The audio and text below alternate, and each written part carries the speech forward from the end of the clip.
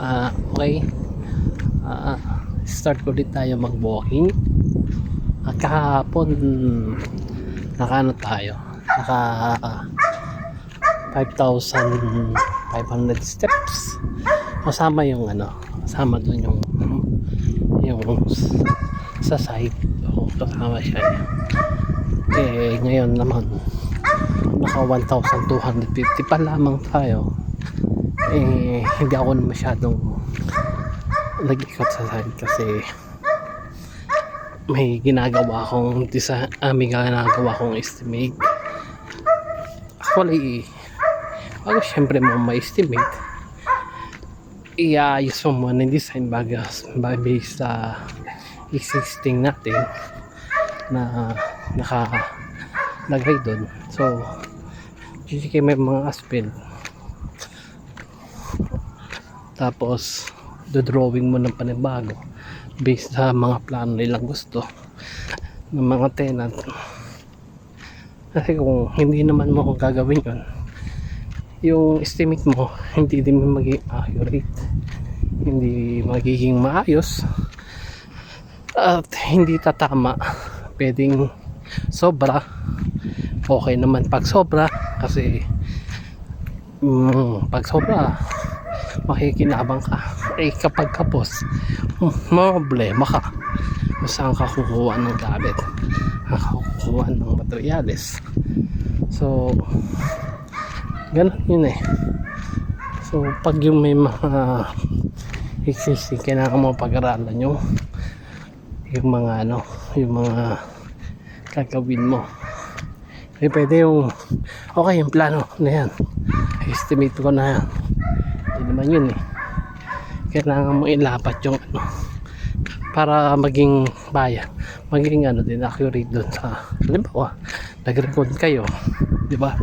Makakapaliwanag mo ng gusto kung paano nag-arrive yung cost mo, paano nag-arrive yung estimate mo. Ayun, yun yung kagandahan doon sa inaayos mo yung design. Kaya medyo matrabaho kasi i-input mo yung new versus old. So yun yung naman nila hindi naman tatama yun sa old mo. Paano syempre sa mga old may kukunin ka doon, diba? Yung iba siguro ini-estimate na lang assign nyo, pero mahirap lang magdepensa. Pwede naman sana yun, pero mahirap lang i-depensa pag nagre-record sa may-ari paano nag-arrive, diba?